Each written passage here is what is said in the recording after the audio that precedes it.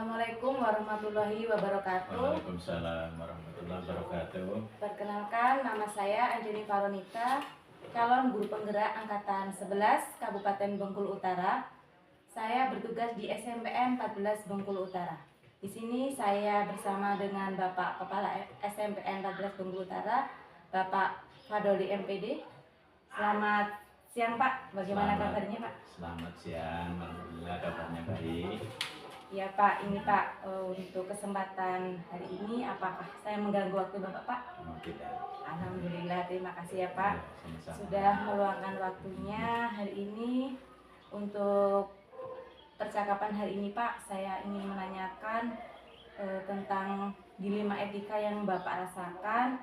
Nah, nanti dalam percakapan ini ada beberapa pertanyaan yang ingin saya tanyakan kepada Bapak terkait dilema etika yang Bapak alami.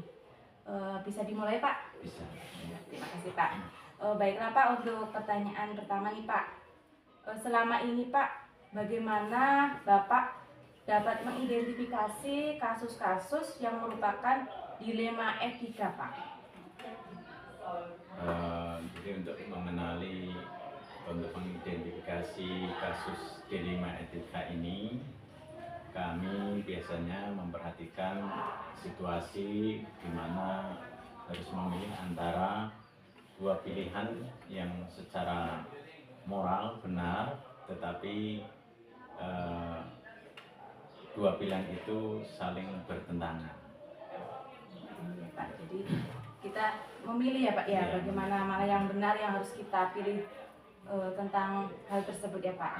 Terus bagaimana Pak mengambil keputusan di sekolah Bapak, terutama untuk kasus-kasus di mana dua kepentingan itu sama-sama benar dan sama-sama mengandung nilai kebajikan Pak? Jadi untuk proses pengambilan keputusan ini dari sekolah, tentunya kami melibatkan warga sekolah yang ada. Kita bermusyawarah, kemudian hasil musyawarah itu tentu dengan pertimbangan-pertimbangan, sehingga apa yang menjadi keputusan itu nanti ada penekanan pada prioritas mana yang akan dilakukan. Jadi dalam mengambil keputusan itu tentunya kita harus melakukan musyawarah dulu ya Pak, terutama di warga sekolah ini antara dewan guru ya Pak ya, tetap staf tata usaha, jadi semuanya dilibatkan. Nah kemudian Pak, langkah-langkah atau prosedur yang biasa dilakukan itu apa Pak? Jadi untuk langkah-langkah dalam pengambilan keputusan ini, tentu pertama yang harus dilakukan adalah mengumpulkan data-data, kemudian fakta-fakta yang relevan. Kemudian dari data itu kita lakukan musyawarah dengan guru, kemudian komite, kita pertimbangkan secara arif dan bijaksana, sehingga dalam pengambilan keputusan nantinya tidak salah mana yang harus diprioritaskan terlebih dahulu. Jadi itu ya Pak ya, langkah-langkah yang diambil. Luar biasa sekali ya Pak. Jadi kita tidak bisa mengambil keputusan itu sendiri ya Pak ya, tentunya dengan musyawarah supaya apa yang nanti kita ambil itu lebih baik keputusannya. Terus kemudian Pak, hal apa saja Pak yang dianggap efektif dalam pengambilan keputusan pada kasus-kasus dilema etika Pak? Hal yang paling efektif dalam pengambilan keputusan ini tentu adalah dengan cara bermusyawarah, karena dengan bermusyawarah tentu banyak pertimbangan-pertimbangan yang nantinya dapat mengambil keputusan yang lebih matang sehingga lebih efektif, dan dalam pengambilan keputusan kasus dilema etika ini nantinya juga tidak akan menimbulkan permasalahan berikutnya. Ya Pak, jadi hal-hal yang lebih efektif itu bermusyawarah ya Pak. Jadi dengan bermusyawarah tentunya pertimbangan-pertimbangan yang akan kita ambil nanti dapat lebih matang lagi ya Pak ya. Terus kemudian Pak, hal-hal apa saja Pak yang selama ini merupakan tantangan dalam pengambilan keputusan terkait kasus-kasus dilema etika itu Pak? Tentu dalam pengambilan keputusan kasus dilema etika ini tentu banyak tantangan yang dihadapi karena ini kaitannya dengan prioritas mana yang harus didahulukan dan kepentingan mana yang lebih besar atau yang lebih benar, yang mengandung nilai-nilai kebajikan. Nah, itulah yang didahulukan. Kemudian untuk kepentingan-kepentingan yang nilainya mungkin kurang besar atau lebih kecil, itu nanti dilangkah selanjutnya. Jadi yang lebih kita memprioritaskan mana yang lebih harus diutamakan ya Pak ya. Jadi mengenai nilai kebajikan itu mana yang harus kita utamakan seperti itu. Terus menurut Bapak, apakah Bapak memiliki sebuah jadwal misalnya dalam menentukan penyelesaian permasalahan dilema etika, apakah langsung menyelesaikan di tempat tersebut atau memiliki sebuah jadwal misalnya bentuk atau prosedurnya seperti apa Pak? Apakah terjadwal atau langsung seperti itu Pak? Kalau dari sekolah tentu untuk penyelesaian masalah-masalah kasus dilema etika ini tidak terjadwal secara khusus. Jadi ketika ada permasalahan kaitannya dengan kasus dilema etika, maka pada saat itulah diadakan suatu penyelesaian dengan cara bermusyawarah, kemudian dengan pertimbangan-pertimbangan matang sehingga permasalahan dilema etika itu segera diselesaikan. Jadi untuk jadwal khusus itu tidak ada. Baik Pak, jadi untuk jadwal khusus itu tidak terjadwal ya Pak, tetapi ketika ada permasalahan mengenai dilema etika, Bapak langsung mengajak ya Pak Dewan Guru dan keluarga sekolah itu untuk langsung bermusyawarah mengambil keputusan-keputusan terkait kasus dilema etika itu ya Pak. Kemudian Pak, adakah seseorang atau faktor-faktor yang selama ini mempermudah atau membantu Bapak dalam pengambilan keputusan mengenai kasus dilema etika itu Pak? Siapa yang membantu misalnya? Jadi dalam pengambilan keputusan kaitan kasus dilema etika ini tentu tidak hanya kepala sekolah sendiri yang mengambil keputusan. Kepala sekolah tentu juga akan melibatkan guru-guru, kemudian komite dan juga unsur-unsur terkait yang tentunya bisa membantu dalam proses penyelesaian kasus dilema etika.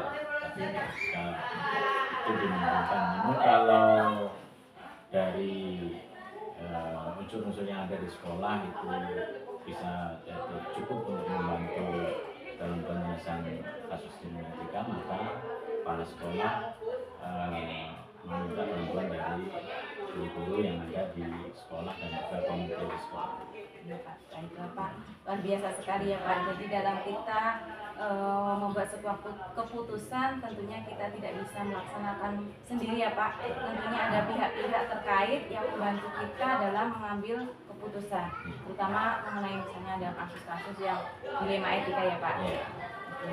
Terus kemudian Pak, dari semua hal yang telah Bapak sampaikan, pembelajaran apa Pak yang didapat dan dipetik dari pengalaman dalam mengambil keputusan dilema etika itu Pak? Jadi pengalaman apa yang bisa kita ambil? Tentu yang pertama bahwa bermusyawarah itu sangat penting. Kemudian juga berkolaborasi itu juga sangat penting. Karena dengan bermusyawarah dan berkolaborasi itu kita dalam berpikir antara orang satu dan orang banyak itu kan berbeda, sehingga dengan melibatkan guru dan yang lain-lain tentu rasa peduli kita juga menjadi lebih besar dan juga kemungkinan salah dalam mengambil keputusan itu juga akan lebih kecil. Luar biasa sekali ya Pak. Jadi pembelajaran yang dapat kita ambil dalam pembelajaran dalam mengambil keputusan terkait dilema etika itu yang pertama dengan bermusyawarah tentunya kita dapat mufakat ya Pak, kata mufakat, terus kemudian dapat saling berkolaborasi antar sesama guru dan warga sekolah, kemudian juga rasa kepedulian ya Pak ya antara sesama kita itu lebih besar seperti itu. Jadi masalah yang besar akhirnya lebih kecil dan dengan permasalahan-permasalahan yang kita hadapi dapat terselesaikan dengan baik. Terima kasih Pak atas waktunya untuk hari ini. Semoga kita tetap semangat ya Pak dalam menjalankan aktivitas dan kedepannya sekolah SMPN 14 Bengkulu Utara lebih baik dan lebih maju lagi. Terima kasih Pak, selamat siang. Terima kasih juga sebagai kepala sekolah tentu juga mengapresiasi yang sudah berbagi pengalaman dan pandangan. Semoga kolaborasi untuk meningkatkan proses dalam pengambilan yang lebih baik. Terima kasih Pak atas semua waktunya, atas kesempatannya. Demikianlah tadi percakapan saya dengan Bapak Kepala SMPN 14 Bengkulu Utara terkait dilema etika. Saya akhiri. Wassalamualaikum warahmatullahi wabarakatuh. Waalaikumsalam warahmatullahi wabarakatuh.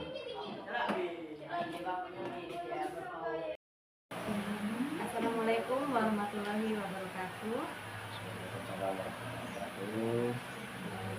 Hari ini saya bersama dengan Bapak Kepala SDN 068 Bengkulu Utara, Bapak Taufik Agusar, SPD. Selamat pagi Pak, bagaimana kabarnya hari ini? Bapak Ibu, alhamdulillah sehat. Apakah mengganggu waktunya Pak? Alhamdulillah pada waktu hari ini kebetulan saya tidak ada waktu keluar, jadi bisa berwawancara. Terima kasih Pak atas waktunya. Baiklah Pak, untuk pada hari ini saya ingin mewawancari Bapak. Tentunya dalam percakapan ini ada beberapa pertanyaan yang ingin saya tanyakan kepada Bapak. Bisa saja ya Pak ya? Baiklah Pak, selama ini bagaimana Bapak dapat mengidentifikasi kasus-kasus yang merupakan dilema etika atau bujukan moral Pak?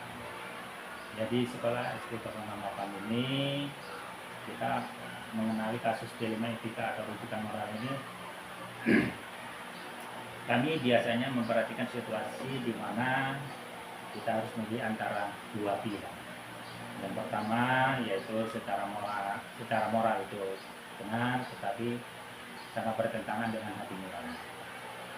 Jadi kita melihat dari itu ya Pak ya, antara yang benar ataupun yang salah. Kemudian Pak, selama ini bagaimana Bapak dapat menjalankan pengambilan keputusan di sekolah Bapak, terutama untuk kasus-kasus di mana dua kepentingan yang sama-sama benar atau sama-sama mengandung nilai kebajikan Pak? Jadi kami sebagai selaku kepala sekolah di sini itu kami akan mengambil proses pengambil keputusan di sekolah ini, kita melibatkan musyawarah kepada Bapak Ibu guru maupun staf. Kenapa? Karena kami mengambil keputusan ini mempertimbangkan segala suatu halnya. Karena kalau kita tidak mengambil atau mempertimbangkan secara matang, maka keputusan itu nanti tidak akan berjalan dengan baik. Jadi dalam mengambil sebuah keputusan itu tentunya adanya musyawarah nih Pak ya, antara dengan dewan guru, maupun staf dan seluruh warga yang ada di sekolah ini supaya dalam mengambil keputusan itu nanti dapat berjalan dengan baik nih Pak ya. Terus langkah-langkah atau prosedur seperti apa Pak yang bisa Bapak lakukan selama ini? Ya, langkah-langkah yang kami bisa ambil atau mengikuti pengumpulan fakta-fakta yang relevan, terus musyawarah dengan pihak terkait seperti komite, terus wali murid maupun masyarakat di sekeliling lingkungan sekolah ini. Jadi dalam mengambil keputusan kami sangat mempertimbangkan secara matang. Jadi dengan adanya musyawarah dengan dewan guru, dengan komite, tentunya pengambilan keputusan itu bisa secara lebih baik dapat matang ya Pak ya. Kemudian Pak, hal apa saja Pak yang selama ini merupakan tantangan dalam pengambilan keputusan pada kasus-kasus dilema etika Pak? Tantangan utama yang kami hadapi adalah ketika harus memprioritaskan suatu keputusan di antara kepentingan yang sama-sama benar dan yang mengandung nilai kebajikan. Jadi pengambilan keputusan yang memang mana yang harus diprioritaskan ya Pak, nilai-nilai kebajikan, itulah yang memang harus kita gunakan ya Pak ya. Terus apakah dalam sebuah pengambilan keputusan itu ada jadwal memang yang harus berjadwal dalam menyelesaikannya itu Pak? Kami dalam melaksanakan keputusan tidak memiliki jadwal khusus. Namun penyelesaian kasus di dilema etika ini disesuaikan dengan tingkat kesulitan dan kepentingan. Jadi tidak terjadwal ya Pak Tidak ya? terjadwal. Tapi ketika ada permasalahan langsung diselesaikan dalam waktu itu ya Pak ya. Kemudian dalam penyelesaian atau pengambilan suatu keputusan itu Pak, adakah seseorang atau faktor-faktor yang selama ini mempermudah atau membantu dalam mengambil keputusan dalam kasus-kasus dilema etika? Ada beberapa hal yang membantu kami dalam pengambilan keputusan dalam kasus dilema etika ini, seperti komite sekolah, orang tua atau wali murid, atau pihak-pihak yang terlibat dalam situasi dilema etika itu tersendiri. Jadi tentunya dalam seseorang yang terlibat dalam pengambilan keputusan itu banyak sekali ya Pak, terutama orang tua wali murid itu sangat berperan sekali ya Pak ya, apalagi terkait dengan kasus-kasus yang terjadi di sekolah, terutama untuk anak SD ini ya perlu pendampingan ya Pak ya. Terus dari semua hal yang sudah Bapak sampaikan tadi Pak, pembelajaran apa yang Bapak petik dari pengambilan keputusan mengenai dilema etika itu Pak? Jadi pelajaran yang kami ambil terutama itu adalah pentingnya musyawarah. Jadi pentingnya musyawarah itulah yang akan mengambil keputusan tidak secara sepihak. Jadi kami dengan keputusan bersama-sama, nah, jadi keputusan yang kita ambil apabila ada suatu kasus, maka kita mengambilnya dengan secara adil dan baik. Jadi tentunya pembelajaran yang dapat kita ambil dalam pengambilan keputusan mengenai dilema etika itu hal yang paling utama itu Pak, tentang pentingnya bagaimana kita bermusyawarah ya Pak ya, mencari mufakat supaya ketika kita dalam mengambil suatu keputusan itu dapat adil ya Pak ya, tidak senjang. Jadi dengan musyawarah akan mendapatkan jalan bagaimana menyelesaikan masalah ini dan tidak merugikan ya, dan tidak merugikan semua pihak. Terima kasih Pak atas waktunya. Semoga dengan kita melakukan percakapan ini kedepannya dapat menghadapi dilema etika yang dengan keputusan-keputusan yang lebih baik ya Pak. Ya. Terima kasih juga Pak atas waktunya untuk hari ini. Demikianlah tadi wawancara saya dengan Bapak Kepala SDN 068 Bengkulu Utara. Saya akhiri. Wassalamualaikum warahmatullahi wabarakatuh. Waalaikumsalam warahmatullahi wabarakatuh.